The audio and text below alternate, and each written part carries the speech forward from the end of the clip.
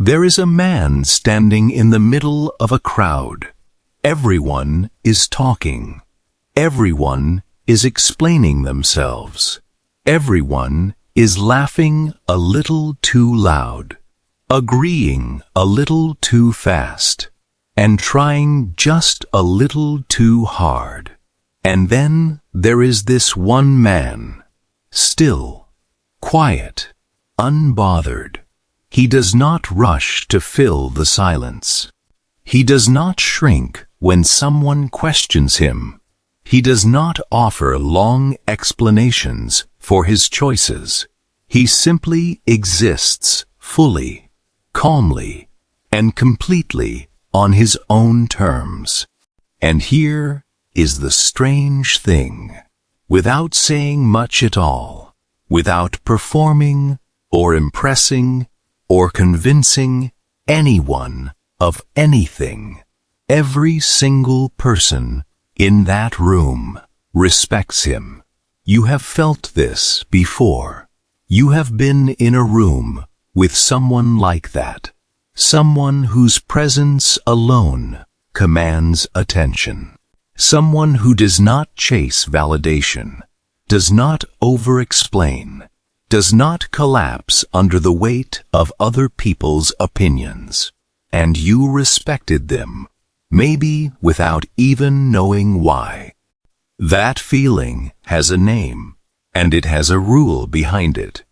Marcus Aurelius, one of the greatest emperors Rome ever produced, a man who had the power to do absolutely anything he wanted, wrote this in his private journal, never intending for the world to read it.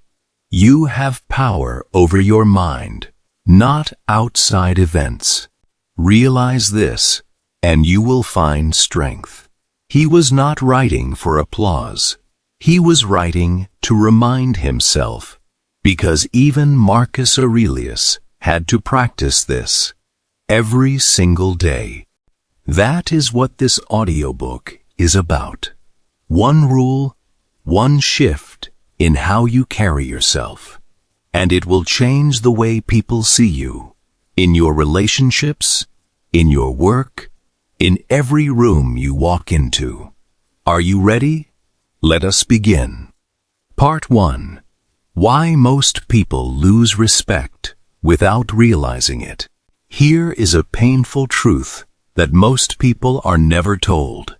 You do not lose respect in dramatic moments. You do not lose it when you fail publicly or make a big mistake. Most of the time, you lose it quietly, slowly. In the small moments, the ones you barely notice, you lose it when you say yes and mean no. You lose it when you laugh at a joke that made you uncomfortable, just to keep the peace. You lose it when someone says something wrong about you, and you spend the next 20 minutes over-explaining yourself, trying to convince them otherwise. You lose it when you need someone's approval so badly that they can feel it coming off of you like heat. The Stoics understood this deeply. Epictetus, a man who was born into slavery, who had every reason to seek the approval of the people who controlled his life, understood that the moment you hand someone else the keys to your self-worth, you have already lost. He wrote, "Seek not the good in external things. Seek it in yourself." What he was pointing at is this: respect is not something that is given to you. It is something that is sensed in you. People can feel whether you believe in your own value, and they respond to that feeling, not to your words, not to your achievements, not to how nice you are. When you carry yourself as though you need to be validated, people sense that neediness. And neediness, however well-dressed, however polite, however justified, repels respect. Think about the last time someone desperately wanted you to like them. Maybe they agreed with everything you said. Maybe they laughed too much. Maybe they kept checking your face after everything they did, looking for a sign of approval. Did you respect them more for that? Or did you feel a faint, almost guilty sense of distance? That distance is not cruelty. It is a deep, instinctive human response. We are wired to follow those who seem to know where they are going. We are drawn to people who do not seem to need our validation to keep moving. This is the first thing you must understand. Most people are bleeding respect without realizing it. One small act of people-pleasing at a time. The good news is, this is entirely reversible. And it starts with understanding the most dangerous habit of all. Part 2. The danger of over-explaining yourself. Let us talk about something that almost everyone does, and almost no one realizes is a problem. Over-explaining. When you cancel plans, you give 3 reasons instead of 1.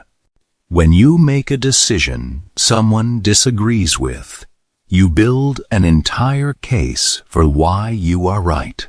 When someone challenges your opinion, you flood them with evidence, examples, and qualifications until you have talked yourself into a corner. This feels like communication. It feels like honesty. It feels like the respectful thing to do to make sure people understand you. But here is what it actually communicates. I do not fully trust my own choices. I need you to agree with me for my decision to feel valid. The Stoic philosopher Seneca wrote, Nusquam est, quae ubique est. One who is everywhere is nowhere. He was talking about focus, but the same principle applies to your words. When you say everything, you say nothing. When you justify every decision to every person, you are not being transparent. You are being anxious. Powerful people do not over-explain, not because they are arrogant, not because they do not care, but because they have made peace with the fact that not everyone needs to understand them, and not everyone needs to agree. Think about the most confident person you know. When they say no, how do they say it? Probably simply, I cannot make it. Not, I cannot make it, because I have this thing. And also, I was already tired. And also, I did not sleep well.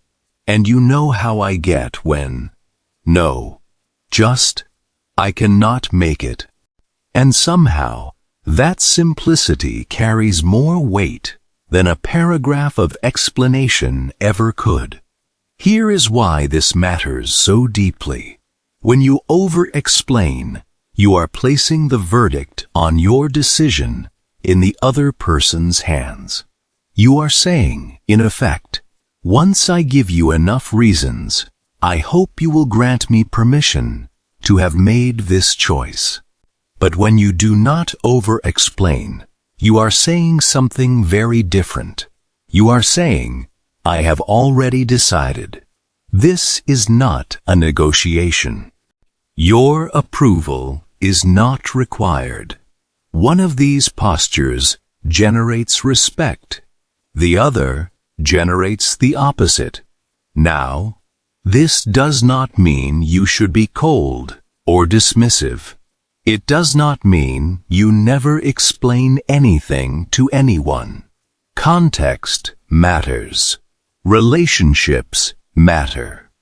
But there is a difference between choosing to share your reasoning with someone you trust and compulsively explaining yourself to manage how people perceive you. Notice the difference in your own body. When you explain out of choice, it feels open, easy, generous. When you explain out of anxiety, it feels tight, compulsive, desperate. That feeling in your chest is information. Learn to read it. The rule is beginning to take shape. But before we name it, we need to go deeper. Part 3. Stoic Boundaries and Self-Respect. The Stoics were not interested in being liked. They were interested in being good. And they understood, with remarkable clarity, that those two things are often in direct conflict. Marcus Aurelius ruled an empire. He could have had the adoration of millions. He could have made every decision with an eye toward his popularity. Instead, he wrote this: "Never esteem anything as of advantage to you that will make you break your word or lose your self-respect." Read that again.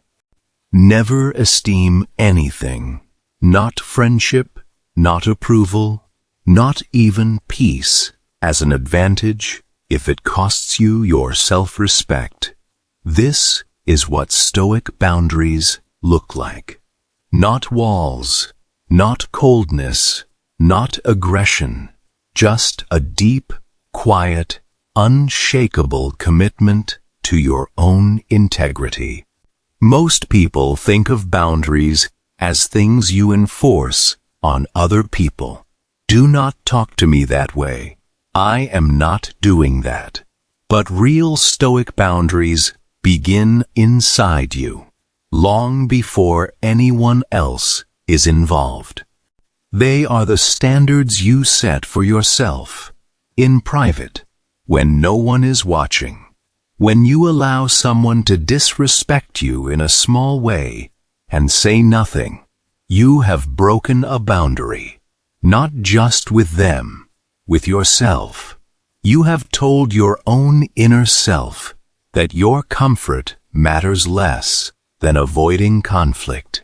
And every time you do that, your self-respect quietly erodes. Here is the interesting thing about this erosion. Other people can feel it. They may not be able to name it, but they feel it. There is a softness in someone who does not value themselves, a kind of apologetic quality to how they move through the world. And while people might take advantage of that softness, they rarely respect it. Epictetus was absolutely clear on this point.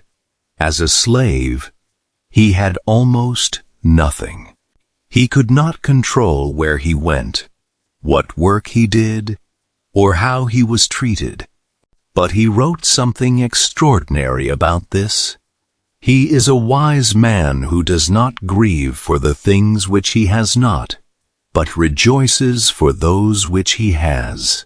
And more importantly, he never let his spirit be owned by anyone. His body could be controlled, his dignity could not. That is the foundation of real self-respect. It is not about what you have. It is not about what you have achieved. It is a decision, a daily, active decision, to treat yourself as someone whose values, time, and presence are worth something. And when you make that decision consistently, something remarkable happens. People around you begin to sense it, and they begin to treat you accordingly. Part 4. How powerful people use silence. Silence is one of the most underrated tools in human interaction. We live in a world that is terrified of silence.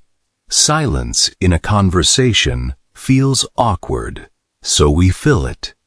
Silence, after a challenge, feels like surrender, so we rush to speak. Silence, when we are accused of something, feels like guilt, so we defend ourselves immediately, loudly, sometimes before we have even thought through what we want to say. But the most powerful people in any room have learned something that most people never figure out. Silence is not emptiness. Silence is weight. There is a famous story about Abraham Lincoln that captures this perfectly. During his presidency, aides would bring him letters filled with accusations, criticisms, angry words. Lincoln would often write a full response, fiery, detailed, sharp. And then he would fold the letter, put it in a drawer, and never send it. He called them his hot letters.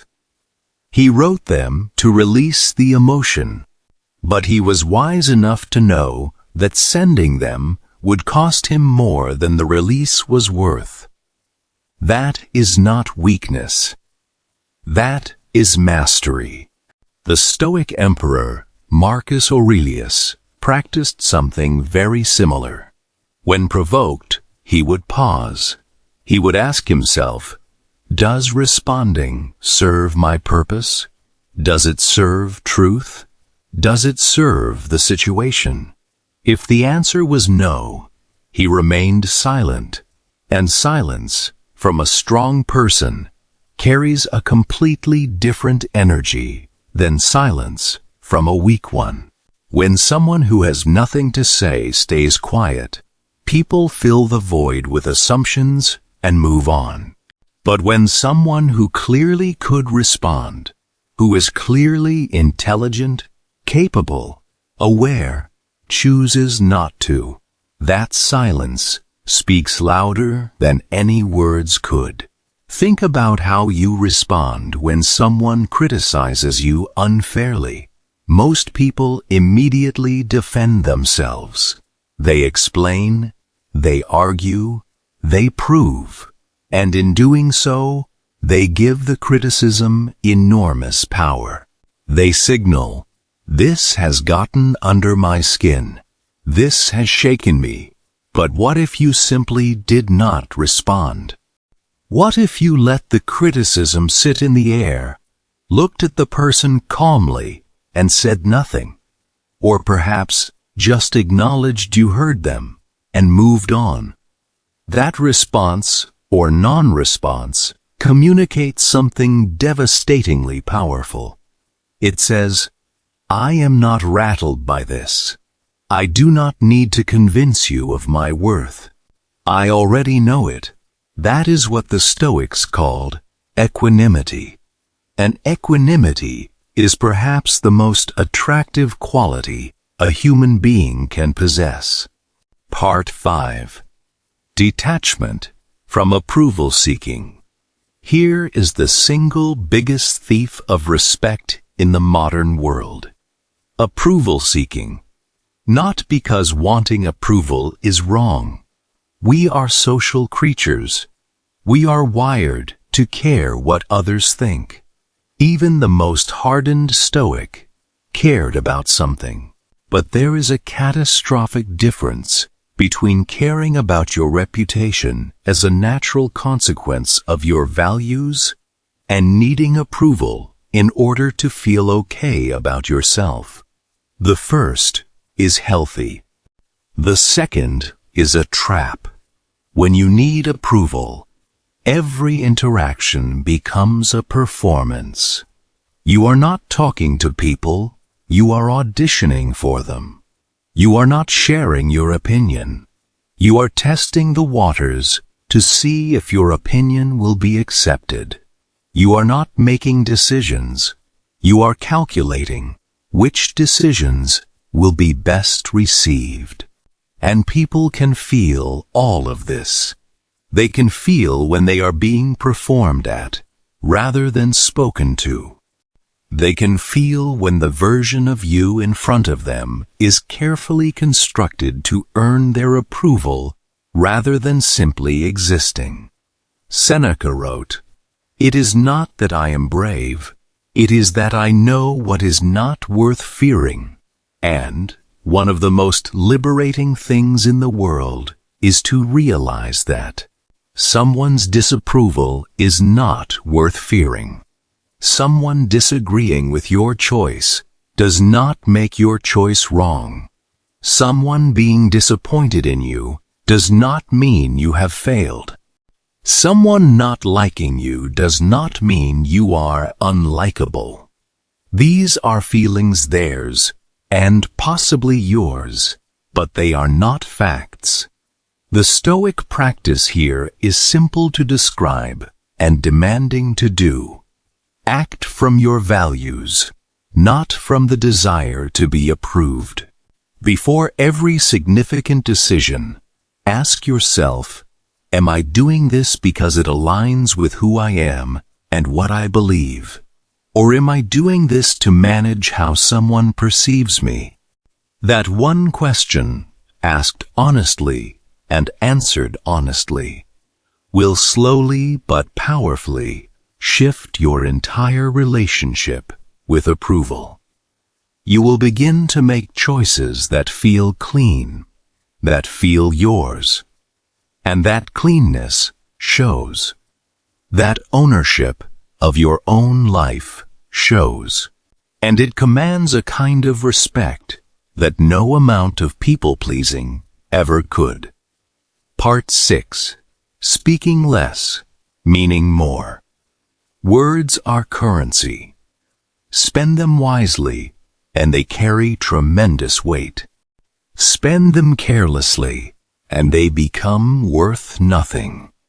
Think of someone you know who talks constantly, who fills every silence, who comments on everything, who has an opinion ready before the question is even finished. Now, think about how seriously you take what that person says. Probably not very. Now think of someone who speaks rarely, but when they do speak, you stop and listen. Why? Because their words have weight. Because you know that if they are saying something, it is worth hearing. Because they have not diluted their voice with noise. This is one of the most practical Stoic principles you can apply. Starting today. Speak less. Mean more. This does not mean being antisocial. It does not mean sitting in corners and refusing to engage. It means being intentional about your words. It means asking yourself, before you speak, does this add something? Is this true? Is this necessary? Is this kind? And if the answer to all of those is not clearly yes, perhaps it is better left unsaid. Epictetus taught that we should be more concerned with learning than with talking. He said that nature gave us 2 ears and 1 mouth for a reason.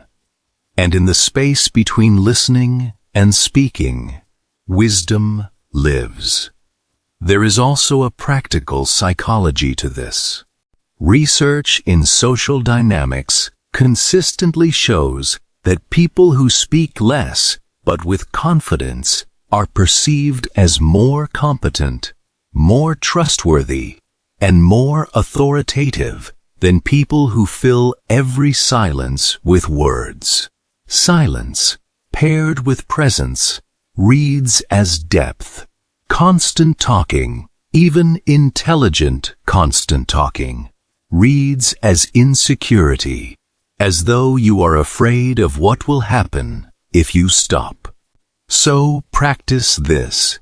In your next conversation, see how long you can listen before speaking.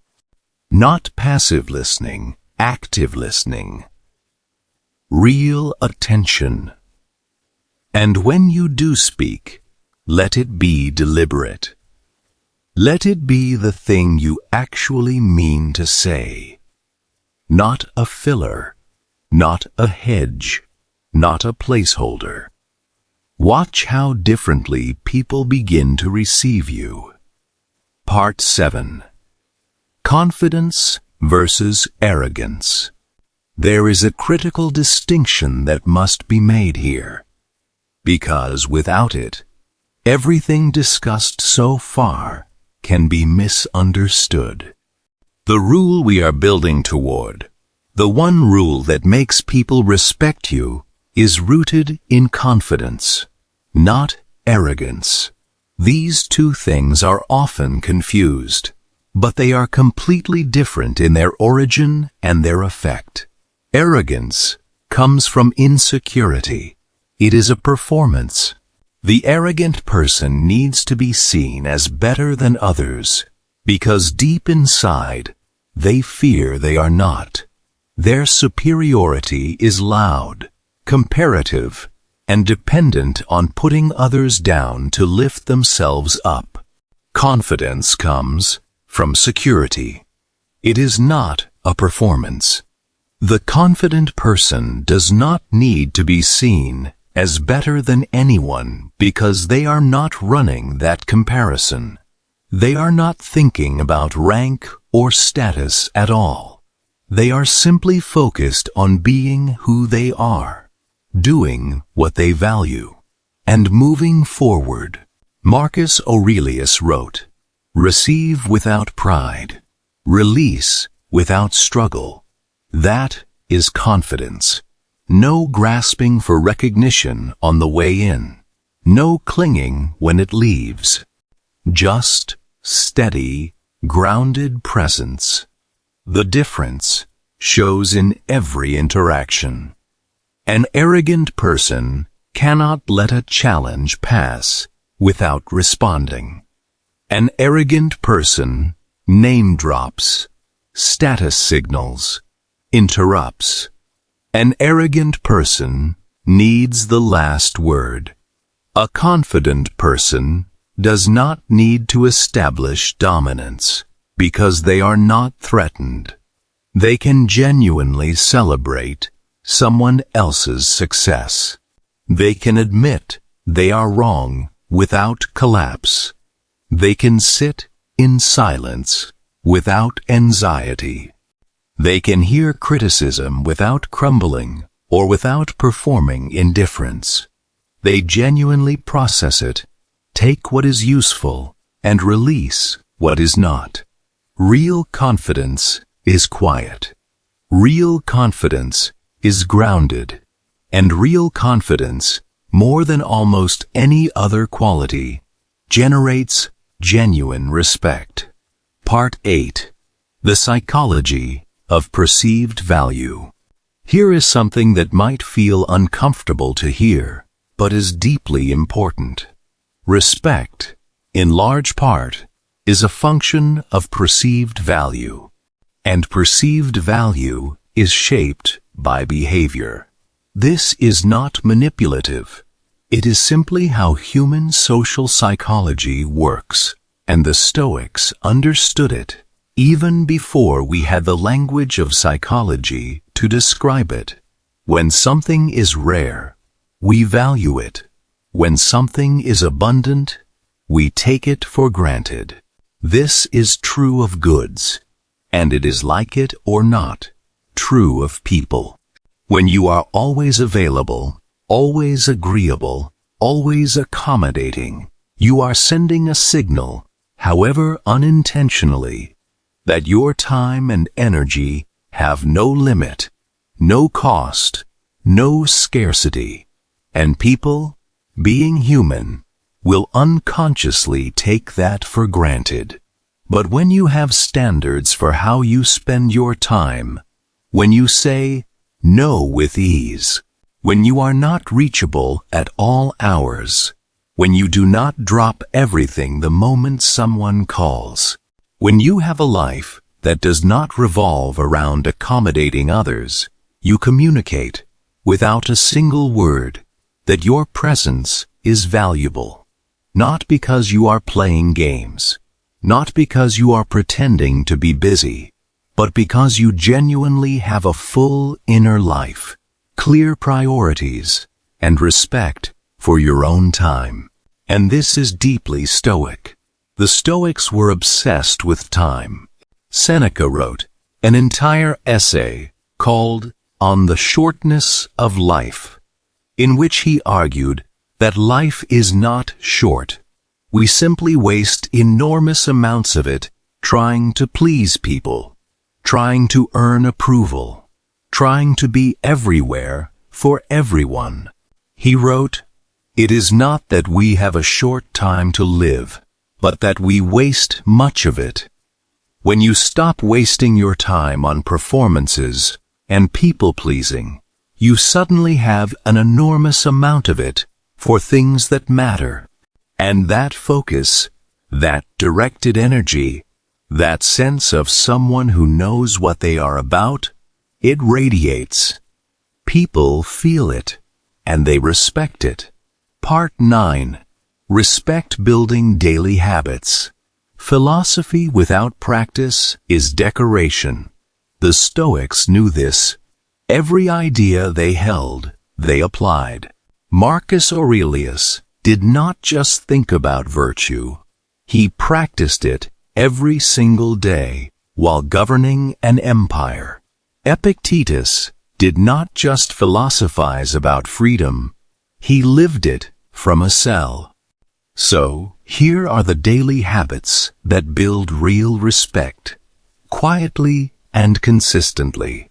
The first habit is keeping your word, even in small things. If you say you will do something, do it. If you cannot do it, say so early. Your word is the foundation of how people experience you over time. Nothing erodes respect faster than a pattern of broken, small promises. The second habit is pausing before you respond. Not forever, just a breath. Just a moment of space between the stimulus and your response. In that space, you choose.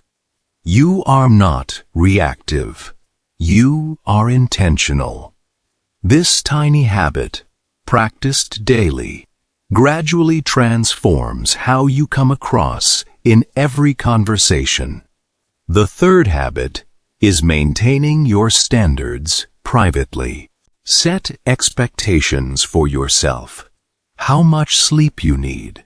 How you want to spend your mornings. What kind of conversations you will engage in. And honor them.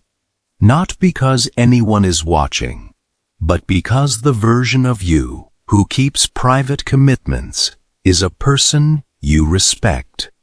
And if you respect yourself, others will follow. The fourth habit is practicing selective sharing. Not everything needs to be said. Not every feeling needs to be expressed. Not every grievance needs to be aired. Choose carefully what you share, with whom and when. Depth and selectivity make your sharing feel precious when it happens, rather than exhausting. The fifth habit is staying in your own lane.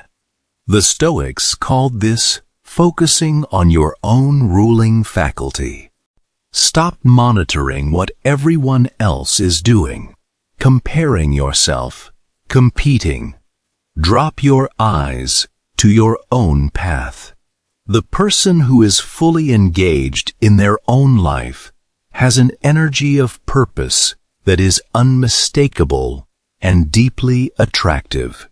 The sixth habit is listening more than you speak.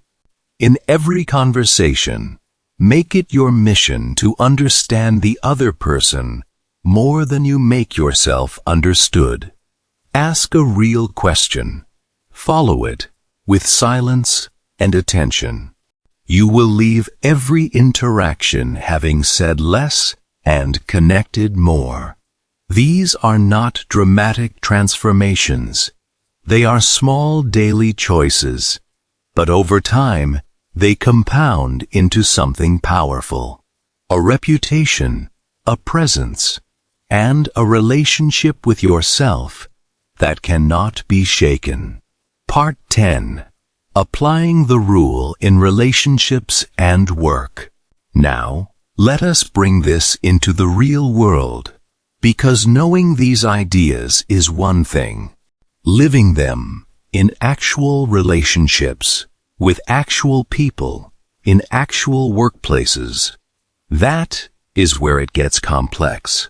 In your personal relationships, friendships, family, romantic partnerships, the rule shows up like this. You love people without losing yourself in them.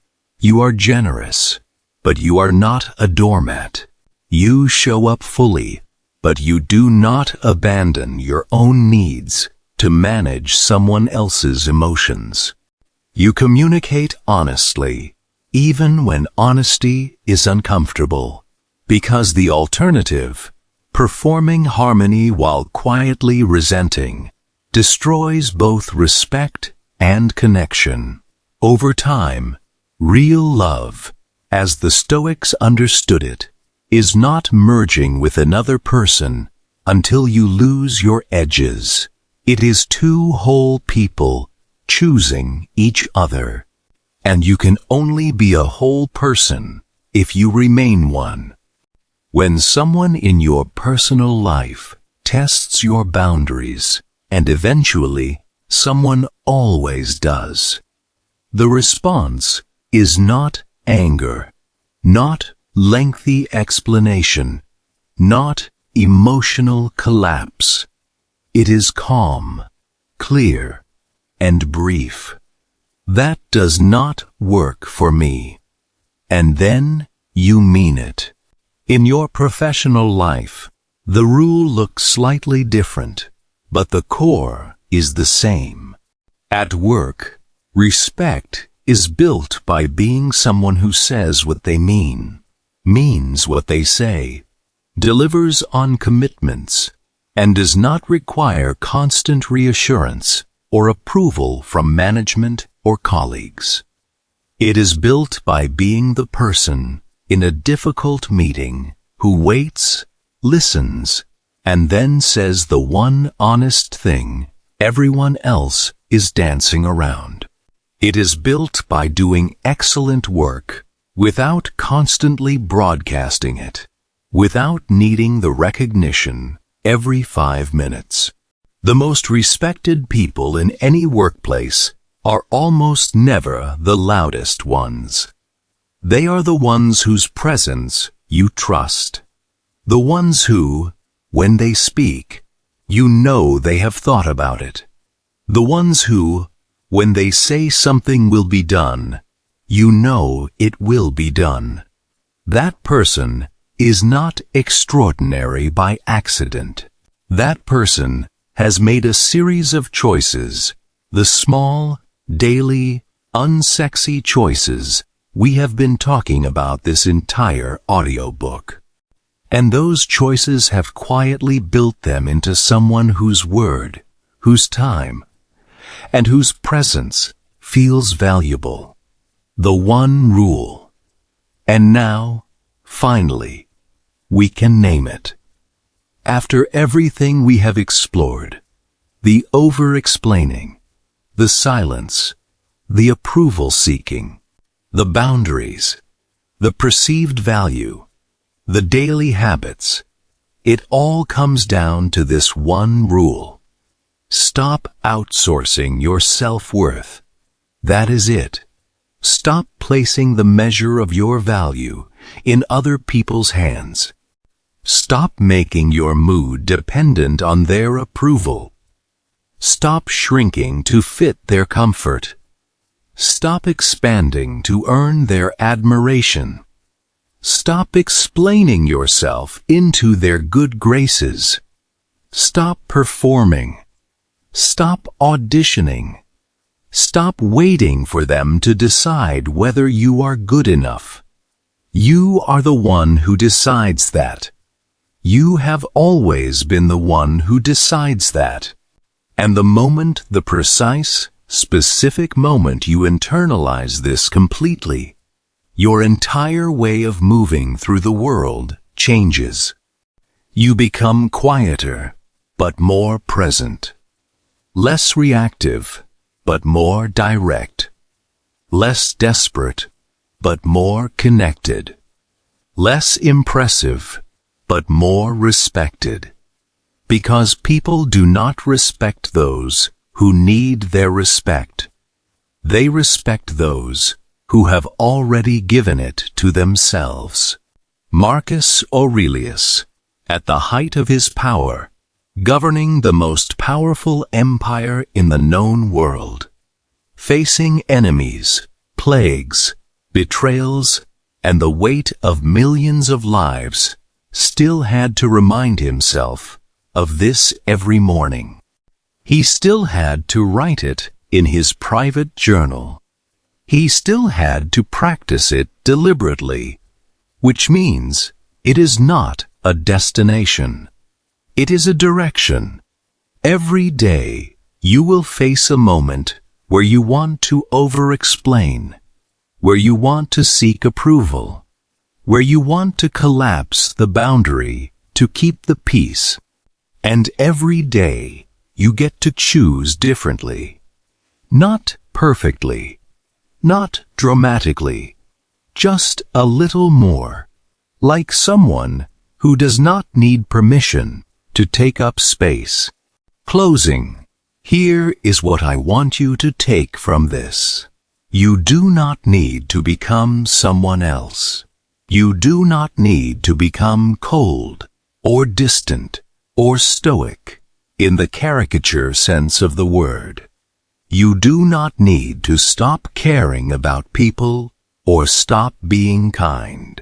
You just need to bring yourself all the way into the room, the full version of you, the one who has values and honors them, who has limits and holds them, who has a voice and uses it deliberately, who does not disappear the moment someone pushes back. That version of you, that grounded, present, self-possessed version of you, is the most magnetic, the most trustworthy, and yes, the most deeply respected version of you that exists. And it has been available to you this whole time. Epictetus said it plainly. From his place of absolute material poverty and absolute spiritual freedom, make the best use of what is in your power, and take the rest as it happens. What is in your power is how you carry yourself, what you choose to explain and what you choose not to, whose approval you chase and whose you release, how you respond to challenge, how you speak, how you listen, how you treat your own time, your own word, your own presence. That is your power. It has always been your power. Use it.